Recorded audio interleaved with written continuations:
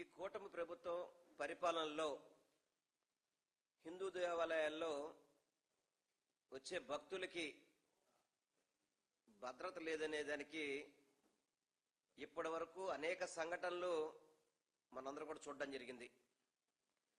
ముఖ్యంగా తిరుమల తిరుపతి దేవస్థానం ఏదైతే ముక్కోటి ఏకాదశి అంటే వైకుంఠ ఏకాదశి నాడు ఈ కూటమి ప్రభుత్వం ఏర్పడిన ఫస్ట్ వైకుంఠ ఏకాదశి నాడు 6గురిని పొట్టన పెట్టుకుంది ఈ ప్రభుత్వం.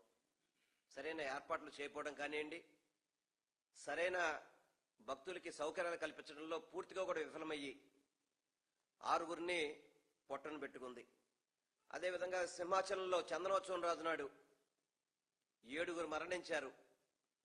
నాణ్యత లేని గోడ నిర్మించి సరైన పద్ధతి ప్రకారం కాకుండా భక్తులకి ఎటువంటి ఫెసిలిటీస్ కనిపించడంలో సింహాచలంలో కూడా 7గురిని పొట్టన పెట్టుకున్నారు.